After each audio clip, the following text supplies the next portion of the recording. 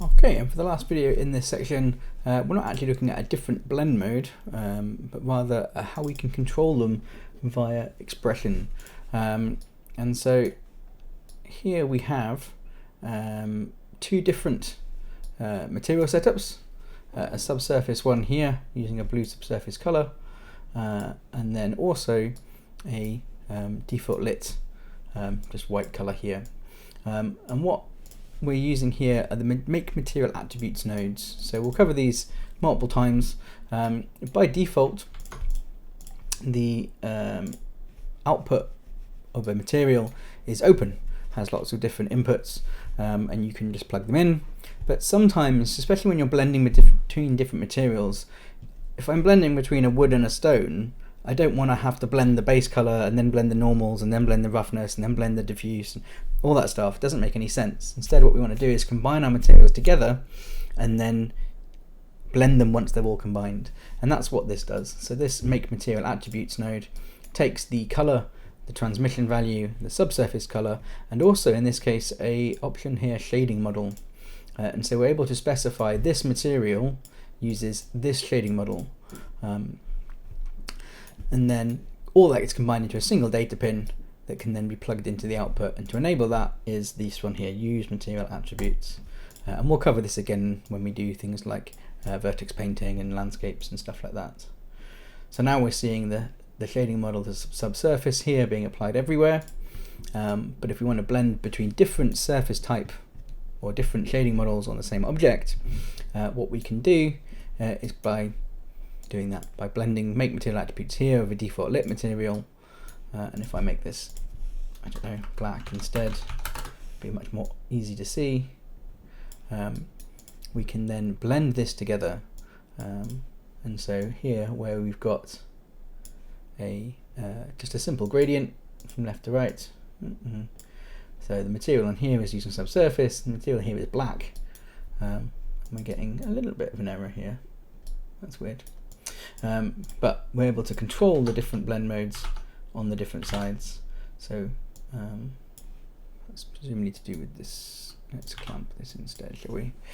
If that's black, white.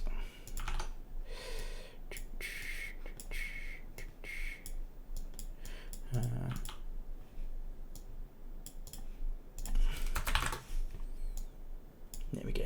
So now I'm able to get completely one blend mode on one side, one blend mode on the other.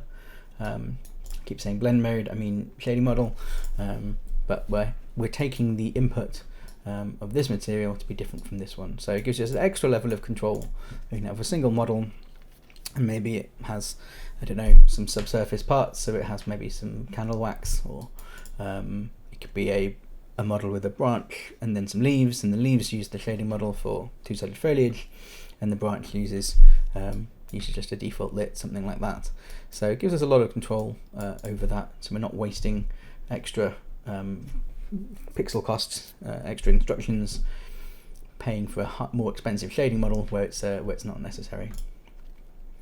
Okay, that's the last of our shading models. So quick recap, unlit, super cheap, doesn't use any lighting information, doesn't care what your scene lighting is going to be like. We're going to be like, if I just go in here and delete the skylight and the directional light, we get just still a nice bright red surface.